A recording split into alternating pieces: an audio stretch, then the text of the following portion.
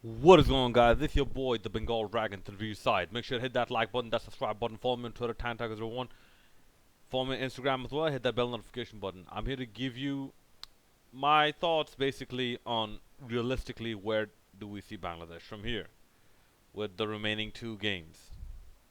Okay, first of all, the next game, especially the one against India, is taking place in Edgbaston. I don't know what pitch it's gonna take place in, but if it's gonna be on this pitch, with just some repairs being done, or a similar type of wicket, expect there to be a lot of runs being scored because Bangladeshi bowlers are nowhere near as pacey as the English bowlers and nowhere near as skilled as the English bowlers. At least that's what we have seen so far.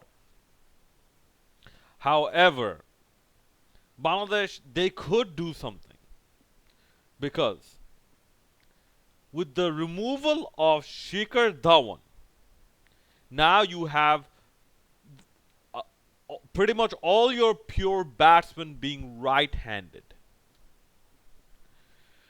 Do you really need to play a Mehdi Hassan Miraz? You have to ask that question. Because to be honest, Mehdi Hassan Miraz has been struggling in this tournament.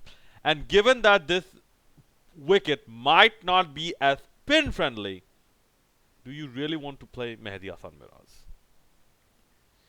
If they choose not to play Mehdi Hassan Miraz because the pitch is not spin friendly, Mashrafi can do something which he actually indicated, wanting to do for a while and wanted to stick with for a while, playing four pacers.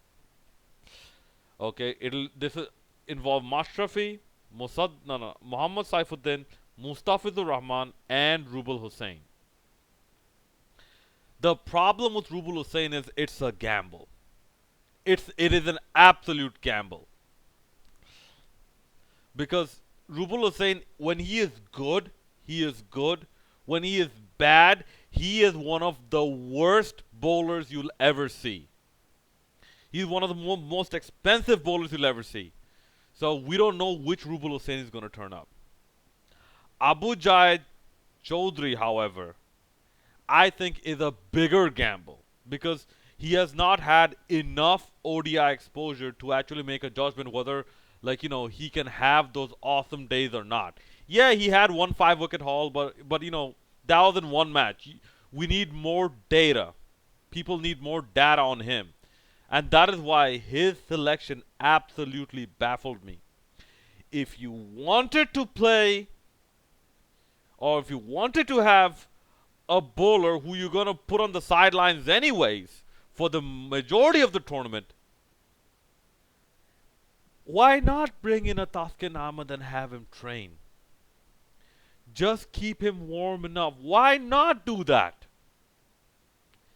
And now Bangladesh's selection process is coming to bite bite them in the in the rear because do you have a specialist spinner? You have Mohammad Mithun, Sabir Rahman, Liton Das. Yeah, I think Liton Das and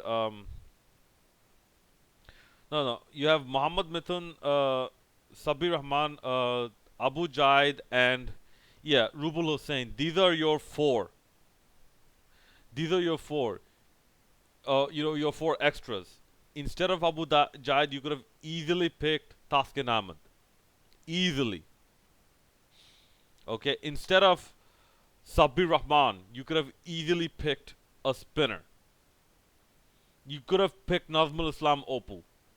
I think he would do good. I think he would do pretty all right in this tournament. At least he has a bit more ODI exposure than let's say a Naeem Hassan. Tajul Islam, I still think he is not ready. He is not your ODI specialist. He is not an ODI bowler. He's much more of a test specialist. But realistically speaking, India are going to come in with a mindset to absolutely bounce back because these are essentially back-to-back games. Okay, the England match happened on Sunday. The Bangladesh match will happen on Tuesday.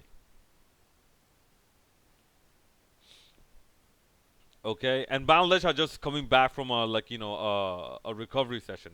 I don't know how good they're gonna, how hard they're gonna hit the ground running for the last two games. So my realistic prediction for that match is Bangladesh are not gonna win. Then you have another match, Bangladesh versus Pakistan. Now Pakistan, the thing is, at this moment they look much better than Bangladesh because Babar Azam is getting back into form. Okay, uh, Haris Sohail also has some decent form behind him. Muhammad Hafiz can once he figures out how not to throw his wicket away, he can be a destructive. Okay, you have Fakhr Zaman, hopefully he doesn't get out to a bad ball anymore. Hopefully Imamul Haq learns how to not get out to a bad delivery or to a leg side wide delivery.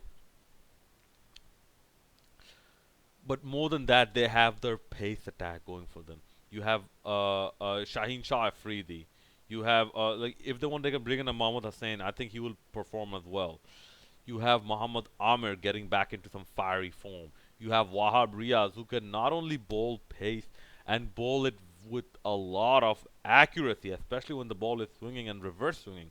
Wahab Riaz can actually wield the long handle and hit the ball pretty hard out, out the ground for four or six.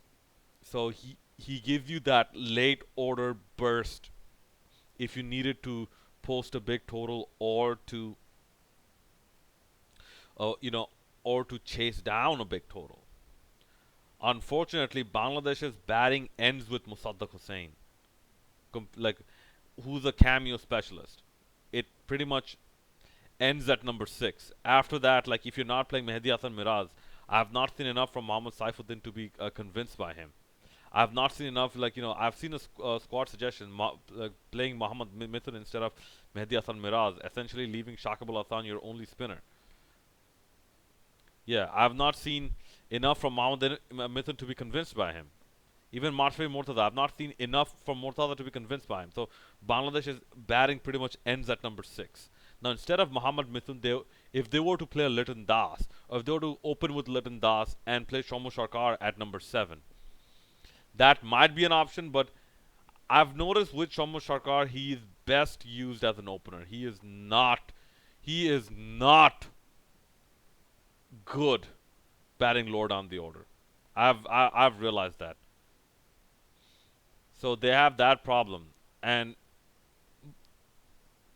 given Pakistan's current momentum and Bangladesh, needing to regain some momentum because they have two matches left and they came back from a long break, there's a good possibility that Pakistan will win.